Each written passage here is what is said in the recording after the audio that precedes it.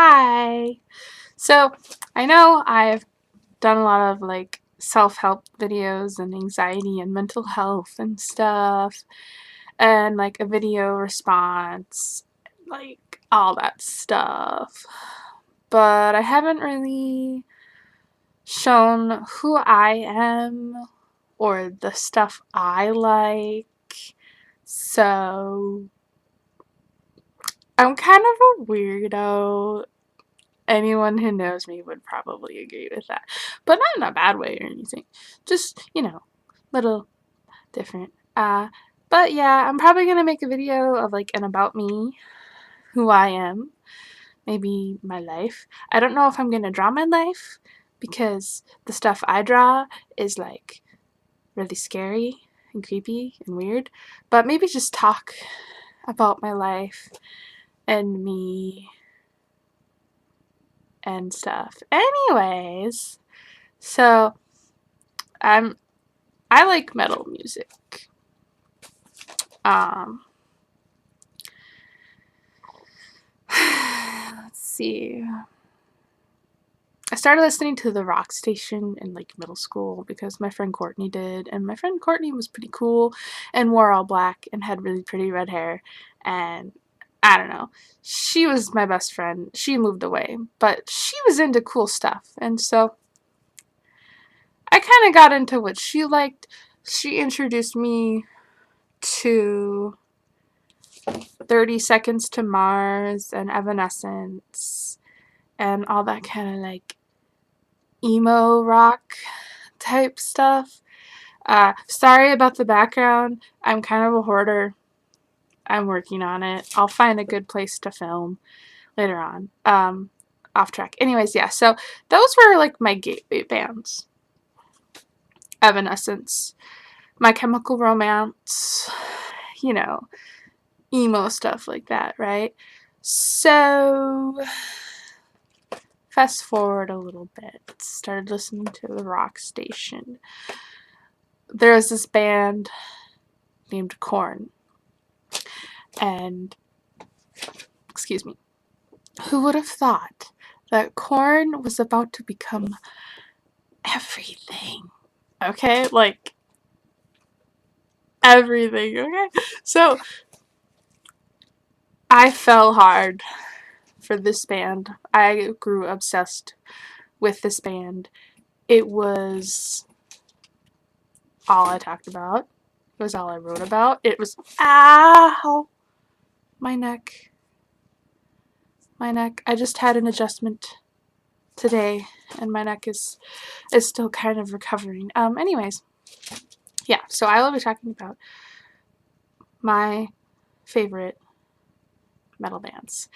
Obviously starting with Korn. Korn with a K. So, Korn started in 91 or 92. I don't know. Depends who you ask. In California. This crazy ass motherfucker named Jonathan Davis, who was working as a mortician. Yeah. He was a mortician.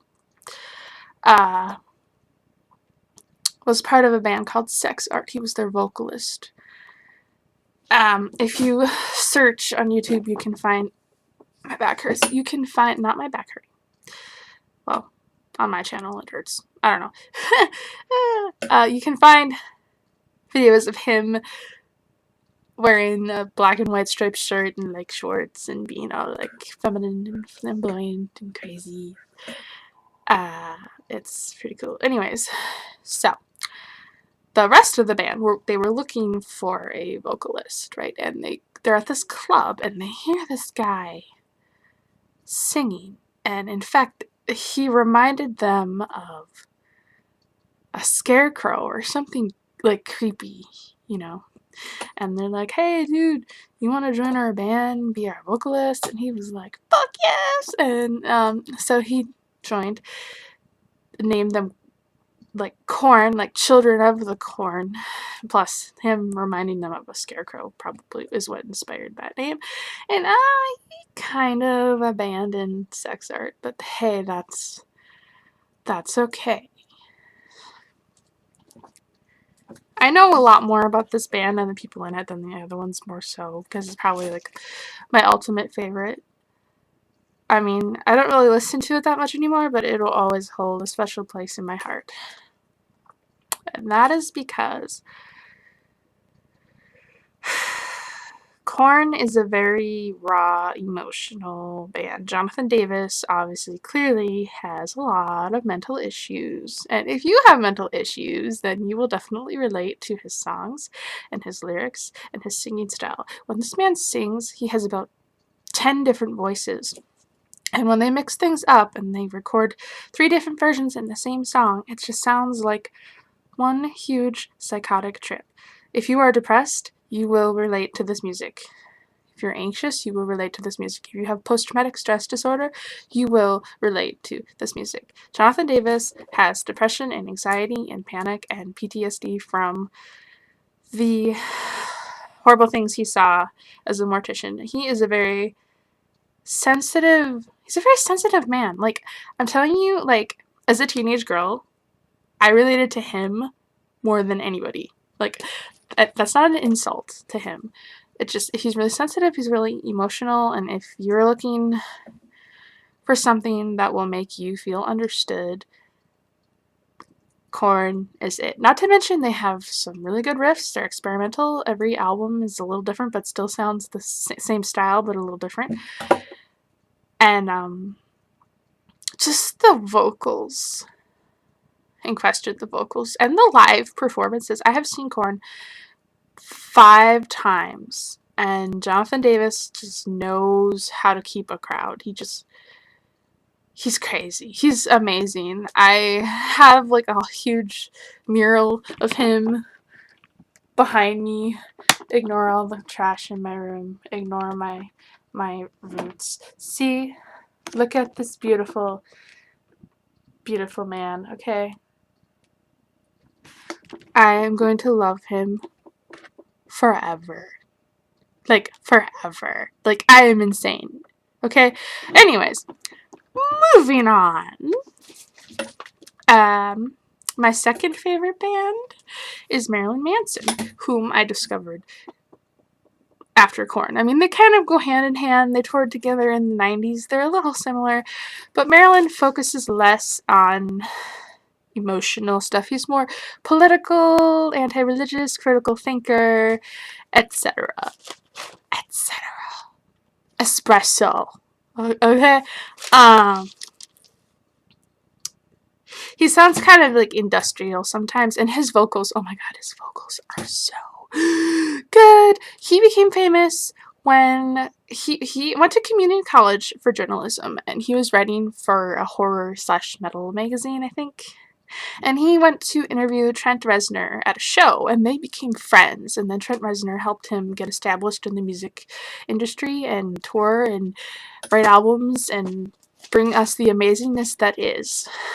He became a singer because he would go and do poetry slam, and someone was like, you have a very unique voice. You should become a singer. He's like, me, a singer? I've never sang. And like, I mean, it doesn't even matter if he sings off key. Like, seriously, his voice is like so like sexy. It's just like, sing whatever you want. Anyways, of course, he's a bit shocking, a little outrageous. His performances in the past, people have actually protested his performances because they find him very offensive.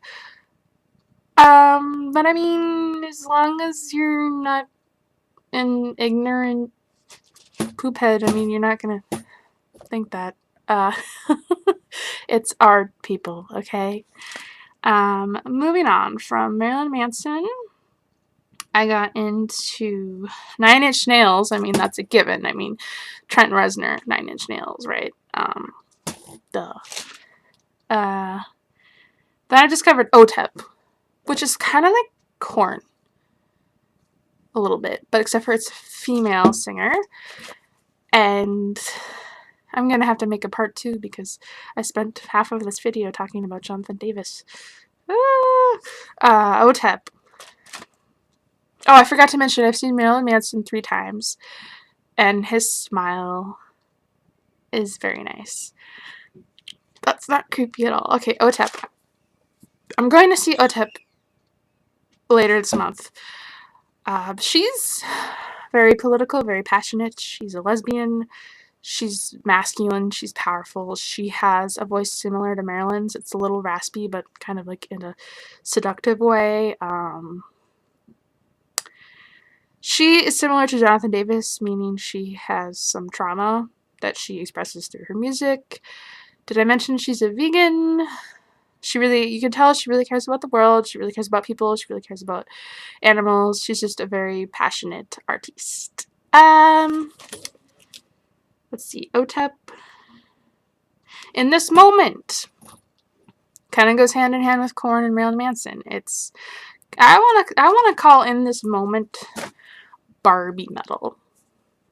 Okay, Barbie metal, because the lead singer Maria Brink is very fabulous and sensual, and she has large hips and beautiful lips.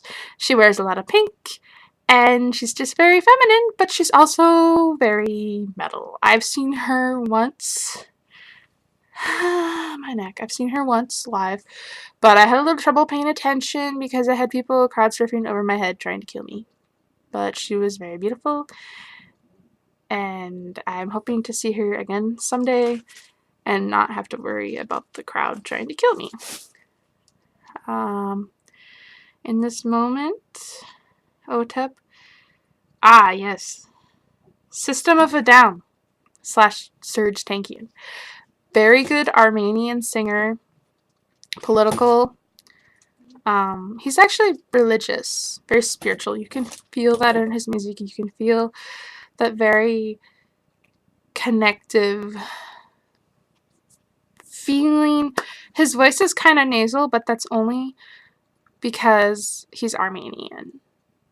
And, like, some people don't really like it and they get sick of it, but, like, I don't mind it. I enjoy it, and I really like his solo albums. And he's somebody I just really want to meet and sit down with over coffee and just talk about shit.